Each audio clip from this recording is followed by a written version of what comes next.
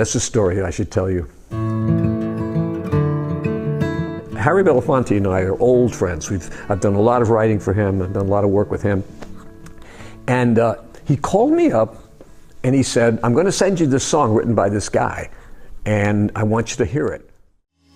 Games are kind of my creative, artistic pursuit in technology. We were in a Scrabble family, so we played a lot of Scrabble. We read Scrabble books to learn how to get better, and my mom and sister and I would have very competitive Scrabble matches. A lot of the great stuff that happens at festivals might not even be on the stage, back in some campground around a fire, people just picking and playing music. So role-playing games are the first thing I wound up writing professionally and publishing. Actually, the second thing. The first thing I ever wrote was a travel article. That's a different story. I play harmonica, and I do technical work on harmonicas. This is my car harmonica. Mm-hmm. Now, the harmonica is probably the only instrument you can safely drive and play. It's like a killer, it's to say,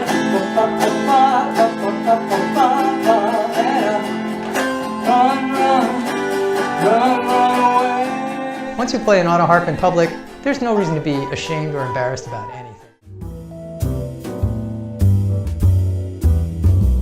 It's this jazz club called Saxon Art. And the owner played saxophone and they had art all over the place. So we sat down near the piano while they were setting up. Sheila likes to be close to the piano so she can draw.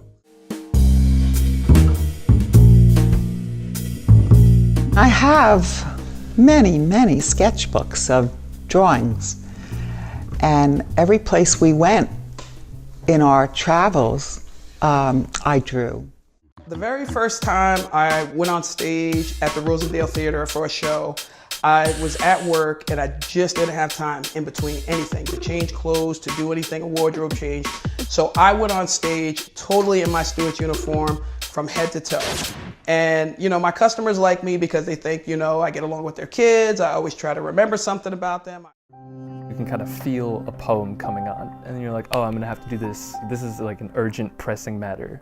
And then you write the poem and it's done, and you feel better. Like when there's something that's making me anxious or stressed out or... I'm glad that things are changing in the way people are viewing creativity and their own inner needs. My big story was, walking out of a very limited and painful family life. The only way I could express it was through my art for decades. Well, the book I wrote before that was autobiographical, and it was called No, He's Not a Monkey, He's an Ape, and He's My Son. We found a dead mummified rat when we were finished. I was going, damn.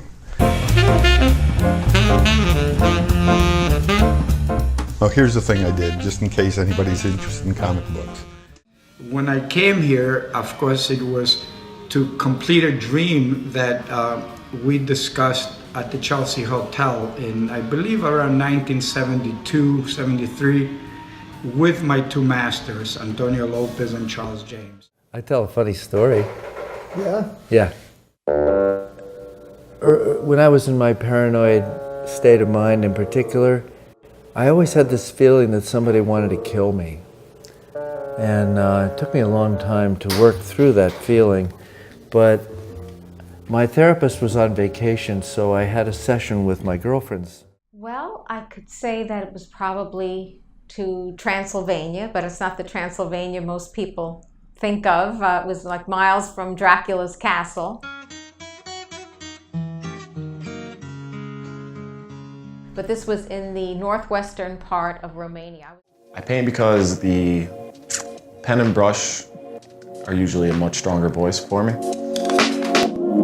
Growing up, I had a speech impediment at a young age, so it wasn't until my aunt, who was a teacher of arts at a university, took me in around age 6, where she would invite me over to her house every summer. Some French guy walks into my first show in Bushwick, says, "Oh, it's curly hair. I love your pictures. I bought a building in Bushwick and I was researching and I found your pictures. I want to see it in person." And the next year. Like, I think I kind of like, I want to go up the Hudson Valley and kind of do the Hudson Valley justice. Kind of like, here's my foragers, here's my farmers. I'm trying to stay within 100 miles of the restaurant, food-wise, produce, meat, dairy. I was in the earthquake in Kathmandu in 2015, and it was the scariest thing that ever happened to me in my life.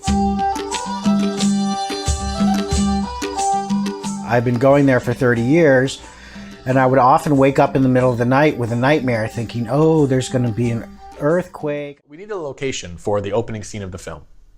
And we had scouted all the locations before, and it was good, and we were prepared. I did a pretty good job of putting the production together, but there was this one scene in the beginning of the movie that it was in a field. You know, we need a field, but it had to be the right kind of field with the right kind of grass. So I was staying with my cousin Gary, who had a place on the Lower East Side, and he just happened to know that I was playing pinball at the Horseshoe Bar. He came to get me. He said, you gotta come to this party. There are all these cool people, you know. So I went. When I was a little girl, I dreamed of becoming a singer.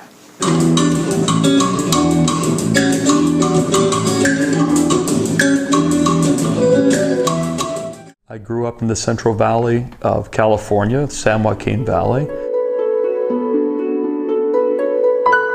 I discovered the Hudson Valley when I lived in New York City and was studying.